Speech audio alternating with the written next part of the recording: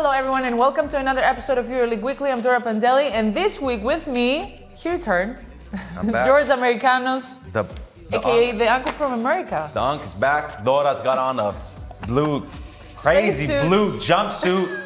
I left this morning from the house. She looks like the blue Power Ranger over here. Are you going on a spaceship? I've never seen a blue jumpsuit with a Cartier love bracelet. I've never seen that. Only Dora Panteli can pull this off. Okay. That's why I'm just blinded by the stardom. It's playoff season. I have to look my best. Yep. Listen, now there's You're the a only debate. one that can pull it off. Yeah, thank you. I appreciate that. That's a good. I'm not saying because you're my co-host. That's a good line, George. I worked on it. Now, let's talk about what we watched last night. I'm talking about the last game for the play-in situation, allow me to say. Now, one team only got the ticket, and that was Monaco. Is that a success for Monaco or a failure for Barcelona? Nothing changed. 7 remained 7 and 8 remained 8. Monaco, they and Pana, both of them should have been top 4. They underperformed for different reasons, and now here we are. Everybody gets what they deserve. That's why we love basketball. Yeah, but we're talking about two different teams and two teams that they had difficulties throughout the season. I'm going to start with Monaco. Therefore, congratulations for getting that ticket to the playoffs. That now they're going to face Olympiacos, a team that has been struggling from the middle of the season with everything that had to do with the payments and players not practicing, not showing up. But now, let's be honest, the past 1 month and a half, they've been playing with 8 players. They've been winning. They've been amazing. They've been performing amazingly. And I don't know, George, if that can be sustainable. I don't think so. It's tough to play 8 guys and against a team like Olympiacos. Yeah, with the depth of Olympiacos, and they're gassed. I don't know how many guys they'll have available and in what sort of shape. Nemanja Nedovic is going to be rumored to be back, and I don't know. It's going to be tough. I don't see them winning more than 1 game. Okay, yeah, I agree with that. I think even though they have players with a lot of experience, everybody loves Mike James, Okobo, Thais, Blossom Game. I don't know where to start this team. Everybody is a very experienced player, and they do deserve to be in the playoffs. But I don't know if they can sustain playing with 8 players throughout a series with Olympiacos. Now let's go a little bit. I just want to talk briefly about Barcelona. What a year this has been for them. It didn't end the way they wanted, for sure, but we're talking about a great group of guys, a great coach. It was an investment that I don't think it paid off. Yeah, I mean, they had injuries, the coaching change in the middle of the season, different philosophies from the 2 coaches, and I just think they need to redo it. If Xavi's there, he's going to build his own team, and then we'll be able to judge him better because these are not the players that he chose.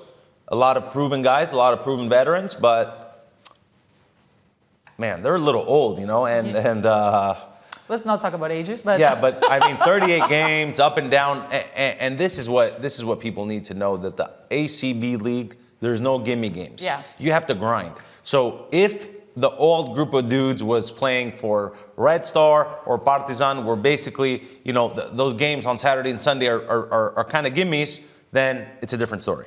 Exactly. Now,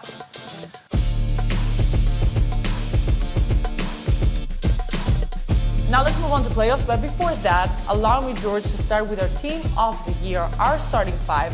That they're not based on PIRs or all these numbers that we like to choose the players from, but how many times they have appeared to our starting 5 throughout the season. Okay. It shows the consistency because we're pretty close to what Euroleague shows. It's also kind of lucky because on double weeks, if you didn't go 2-0, you didn't make it.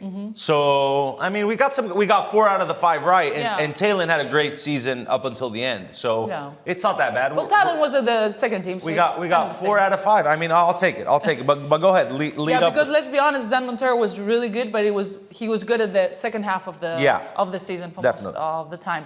So let's start with our team of the year, powered by Novibet. First, of course, it has to be Sylvain Francisco. What a year that has been from my guy Francisco. He went from being a good player to an MVP candidate within 8 months, George. Like, that was quite a performance from him. What a year, 16.7 points per game, 6.4 assists, 2.8 rebounds, 1 steal per game. He took this team to the playoffs, and now they have to face Fener. That will be another challenge for him. Oh, but well. so far, he has been great. Oh, well. It was fun while it lasted, guys. Good luck now. Good luck. Because Fener's not going to be as bad as they were towards the end of the season. No doubt about that one. Moving on to shooting guard, Elijah Bryant, another MVP candidate, led his new team into the playoffs, the ups and downs of the season. Moving to Sofia, moving back to Israel, etc. Elijah Bryant was super consistent with almost 16 points per game, 5.3 rebounds, and 3.4 assists. Hapoel will now have to face Real Madrid if they want to make it to the Final Four. Okay. Let's see. Too bad. They should have finished top 2 and made it to the Final Four eventually. Now let's talk about a veteran on the court, but a rookie in Euroleague. Can you be a rookie at the age of 25? Yes, you can. If you're a THT, Talen Horton-Tucker from Fener will get his spot in our starting 5 of the year with almost 16 points per game, 3.7 rebounds, 2 assists. And let's be honest, he had quite a run from round 14 to 30. Fener didn't have a good run the last part of the season, but he was amazing. He actually carried this team in good performances. And now they have to face another MVP candidate, and I'm talking about Francisco's team and Zalgiris. Moving on to power forward, the 2-time MVP. Only him and Anthony Parker have done that in the past. Best player in the league, I want to say, for this year. Most Afford Award winner. Yep. Top scorer. Close to 50, 40, 90. The only thing that he didn't tick as far as the regular season, 62.5% from 2, 39.6% from 3, 89.2% from the free throw line. Efficient with big, bold letters. Mr. Light Work, Mr. Sasha Vezenkov, 19.4 points for him in another MVP season. Doing it all in 25-26. His team is first. And the only things left for him is to hold that big cup. Will he do it? We'll see.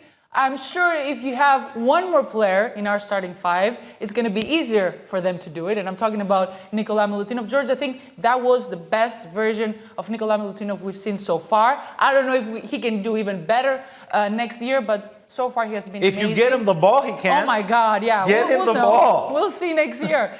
Milu averaged almost 11 points per game on an outstanding percentage of almost 70% for 2-pointers, 80% for free throws. He was the league's first rebounder. You know the story with Donta Hall that he wanted to sub out so he can get more rebounds. That's team spirit right there. But, you know, it's always nice to see people that have been working their you can say it, their ass off, Dora. I'll say it. What they deserve, and this year Nikola Milutinov got what he deserved. Absolutely.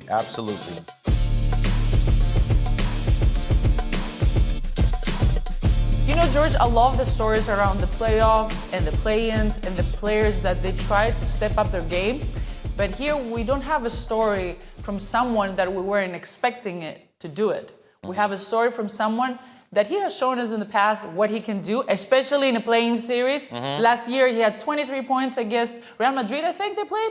And this year... The play-in MVP. Yeah, he was a play-in MVP. So this year, TJ Short knew the way how Panathinaikos will get over Monaco. TJ Shorts, are you serious? Are you serious, TJ Shorts? And I want to say, are you serious, Coach Ataman? So what happens was... I knew this was going. He takes a timeout down 0-4. Slukas gets up, he wears his jersey, he's ready to come in. And all of a sudden, TJ Shorts, are you serious? 21 points at only 22 minutes.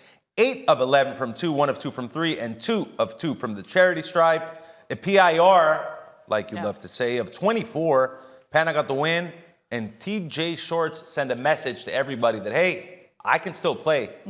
I can still play, and now you need me the most. Not only for the play-in series against Monaco, he did what he could, and now they got the ticket to the playoffs. Now the games against Valencia are high-paced games, are games that we know he can play.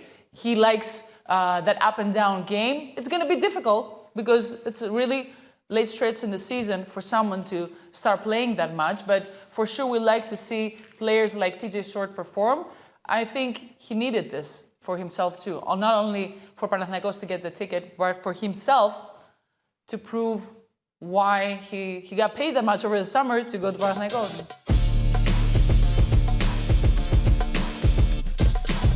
You know what? I never thought that we're going to be getting content.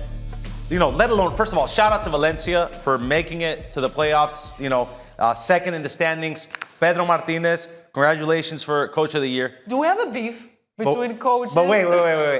I never thought that we're going to have so much content from Valencia. It's crazy with Mr. Yanai and what they've been doing, going at it in social media. And now with Ataman, it looks like, does Pedro have Instagram? I don't know, but hey. He needs to get money. Yeah, right? But out of nowhere, powered by PUMA, Pedro Martinez, what a season. What a season. Congratulations.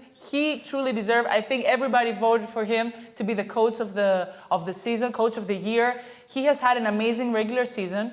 Well deserved. That award proves how you can build a team without having the huge budget, without having the star players, but with being consistent, by using your players the right way. Hats off. He has been an amazing coach. Congratulations.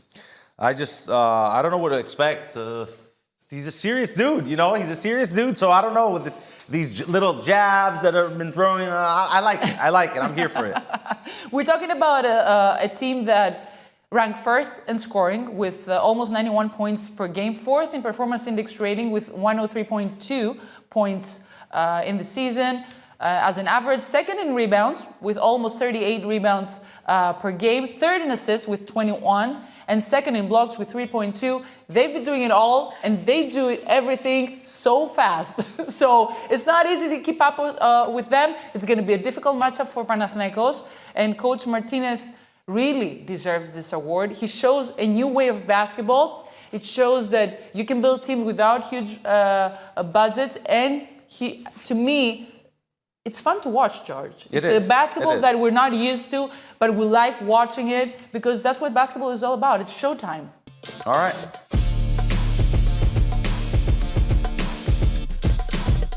Let's move on to our SKWEEK Fan Zone hot takes. It's time to see what we got now that we're close to the playoffs. I'll go first, Dora, and you can be Doc. Good evening, everyone. Good evening. I won't take much of your time. I'll be very brief since we didn't get Oli Pana matchup in the playoffs. We will definitely see it in the Euroleague final. Just imagine it. The eternal derby in Athens with the trophy on the line. Absolute chaos. We got to make it there 4 hours before tip-off, right? Yeah. The game will be at 9, and we'll be at the arena at like 4. I right? don't care about the before. I care about the after. The after. I don't know. It's not gonna be that easy. We're gonna need a helicopter to take us home. I don't know what we're gonna do. It's always fun for the fans to watch. Yeah. You guys come a little bit get in our shoes from the media perspective. It's not gonna be. We'd love to see our team. Are we doing predictions? Because I got a hot take for you. Oh my God. Okay. We'll see. Let's talk about. We'll see. It's gonna be something very interesting. It's gonna be something that since we're in Greece, it's something that everybody's looking forward to. Is that why you're wearing blue? You're representing blue and white. You're representing our country. Oh no! I think I'm neutral. I don't want to be. I think we're gonna be surprised as Greeks. Really? With who's gonna win the EuroLeague? Oh my God! I have this feeling. I have this gut feeling. I don't know. We'll see. I gotta see. I gotta watch it on the court. Okay. Let's go to hot take number 2. Good evening, Doran. Good evening, George. Thanks for the company all through the regular season. But now the real fun begins. Here's my hot take. Hapoel Tel Aviv will 100% eliminate Real Madrid. Okay. Even without home court advantage, I think the Spaniards are actually a perfect matchup for Coach Itoudis, which is why the Israelis will make it to the Final Four. And if I'm wrong, well, this message will self-destruct in 5, 4, 3, 2, 1. Yeah. So I don't know. Wrong. I don't know. I don't know. Listen, I like it has been a Hapoel difficult a lot, season for Hapoel. Yeah, I like Hapoel a lot, but I like Madrid more now. I like Madrid a lot. They have been consistent, and let's be honest, Hapoel is a newcomer in the EuroLeague. They have been doing amazing. They had the bad stretch, but let's be honest, Hapoel, as Maccabi Tel Aviv, Dubai, BC, these teams were forced to change, practice Homes, facilities, homes, everything. It hasn't been everything. a good year. They had a lot of things outside of the court to deal with. So, yeah, I don't know. Their consistency is not the same. So, yeah, I'm not following this take. I believe that Real Madrid will take the series. I think Real Madrid will win the Euroleague. Boom. I really do. I think if they beat Hapoel Tel Aviv, I think they'll win the Euroleague. Again? They have enough trophies, George. Let someone else win this year. There's just something about him. You see Maladone, he's just floating around there like, maybe give him the ball, get him going, and then they have so much depth. Alex Len is their backup. They just have all these guys, and you're like, what if it clicks? Okay. We say this about Pana. We say this about Pana. What if it clicks? But what if let's move on to our next week's preview because we have really full days. And I'm talking about Tuesdays because Wednesday it's only one game. I don't know how they did this year. But Olympiacos plays Monaco on Tuesday, Fener versus Žalgiris, Valencia against Panathinaikos, and then on Wednesday we have Real versus Hapoel, which is a game that I think we should go off script, Dora. We should go off script. We should talk about all the series. He doesn't agree again with our editor-in-chief. Yeah, I'm just going to read this let's apart. do this. Let's do this. Okay. Let's a couple remarks for every series, and then let's talk about the most anticipated series. Yeah, okay. Not the most anticipated game. How about that one? Okay. So let's start with the most anticipated. Which one are you mostly excited about? Which series? Well, I have to be honest. Honest. Please be honest. I think Fener versus Žalgiris will be very interesting. You think so? For many, many reasons. You think it goes 5 games? I don't know, but I do believe that Žalgiris will surprise us even more this year. You think they can advance? I think they will surprise us. I don't think they will advance. I'm not 100% sure. I have to see how they're going to approach the game. But I think that this team will really surprise us. I respect you a lot. And if for any reason Žalgiris passes, I will praise you forever. Forever for this series. That would be a great story if they do. As it also is going to be if Monaco does it with Monaco, 8 players. I don't know that's if that's going to happen. I will go with Madrid and Hapoel, just with all the buzz around it, with what they're going to play in Botevgrad and Vezenkov City, because Sofia wasn't ready to host these games, and Madrid, obviously they have home court advantage, but at the same time, they're not going to be able to have all their fans there. So it's going to be who's going to be more locked in, who's going to be more focused, who's going to make open shots. So I'll go with Real against Hapoel because this is going to be an interesting series. Yeah, but I want to be honest. If we're looking at the matchups, Olympiacos has played Monaco again. We know they don't fit each other's style, but Olympiacos is first, is a full team. Monaco is a good team, but they're only 8 players, so that cannot be sustainable. Fener versus Žalgiris. Žalgiris are very happy they're going to be at the playoffs, but Fener, it's a much fuller team. Although Žalgiris is playing a great basketball. Real versus Hapoel, you just talked about it. Panathinaikos versus Valencia. That's a matchup we weren't expecting to see because nobody was expecting Valencia to be second. And nobody was expecting that Panathinaikos will get the ticket through the play-in tournament this year. So this is a matchup that we're talking about 2 teams that we weren't expecting to be where they are. Maybe we were expecting them to be in opposite spots. You know what I'm saying? Absolutely. So this is a tricky matchup because they don't match each other's rhythm. And I think the disadvantage when we're talking about the rhythm, it's to Panathinaikos. It's not to Valencia. They need to switch on defense. They need to figure out their strategy. They not just YOLO, let's just switch every screen. They need to be ready. They need to be prepared. And what I'll tell you about the Valencia-Pana matchup is this. As you know, more than anybody else, when you travel on the road, you go on the road, you try to get back home court advantage.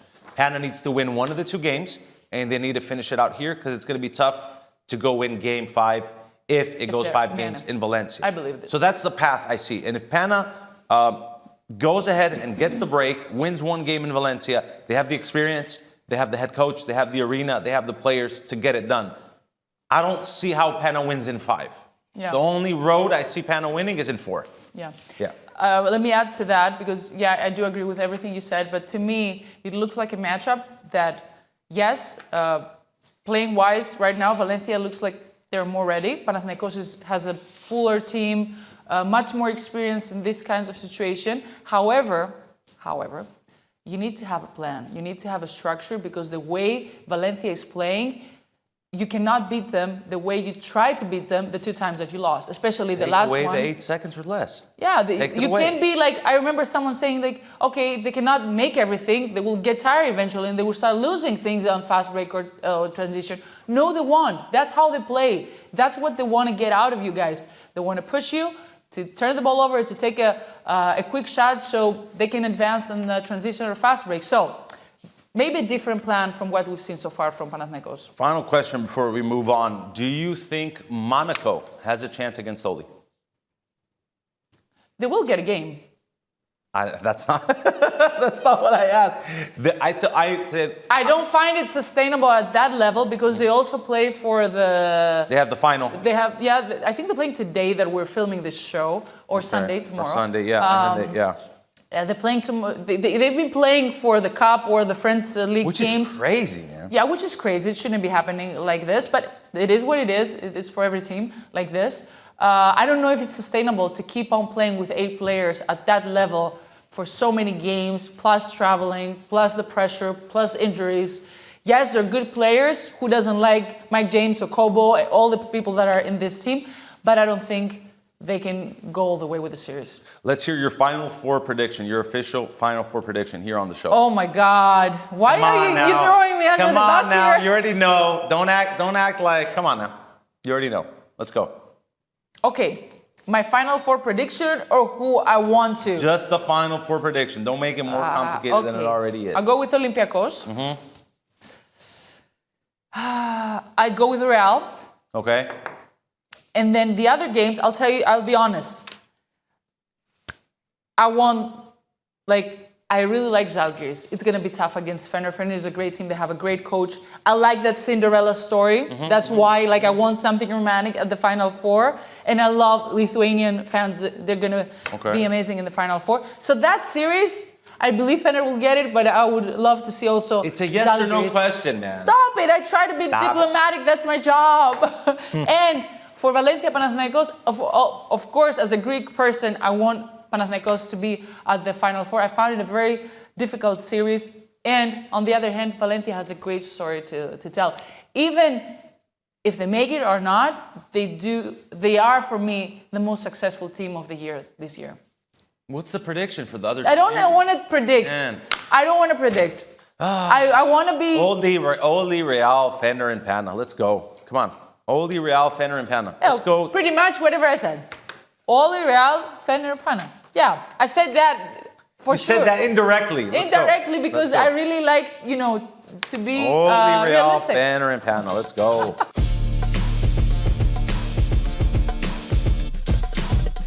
Tales from the timeline.